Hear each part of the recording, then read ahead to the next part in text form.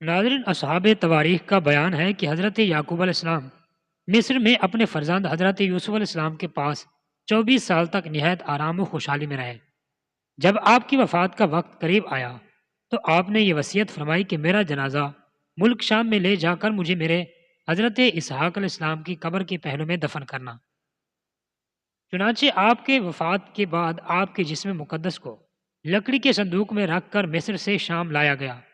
ٹھیک اسی وقت آپ کے بھائی حضرت عائش کی وفات ہوئی، اور آپ دونوں بھائیوں کی ولادت بھی ایک ہی ساتھ ہوئی تھی، اور دونوں ایک ہی قبر میں دفن کیے گئے، اور دونوں بھائیوں کی عمریں 147 برس کی ہوئیں۔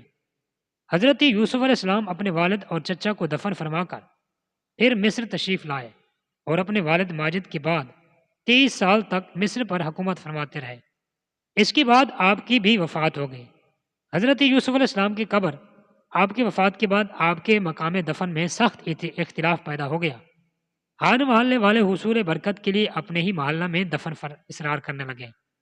آخر اس بات پر سب کا اتفاق ہو گیا کہ آپ کو بیچ دریائے نیل میں دفن کیا جائے، تاکہ دریا کا پانی آپ کے قبر نور کو چھوتا ہوا گزرے، اور تمام مصر والے آپ کے فیوز و برکات سے فیض یاب ہوتے رہیں۔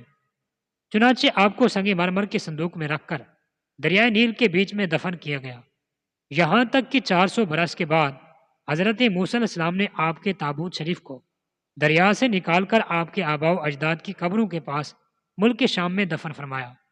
بوقت وفات آپ کی عمر شریف 120 برس کی تھی، اور آپ کے والد محترم حضرت یعقوب علیہ السلام نے 147 برس کی عمر پائی، اور آپ کے دادا حضرت اسحاق علیہ السلام کی عمر شریف 180 سال کی ہوئی، اور آپ کے پردادا حضرت ابراہیم خلیل اللہ علیہ السلام کی عمر شریف 75 سال کی ہوئی۔ یہ آپ کی عمر ہے۔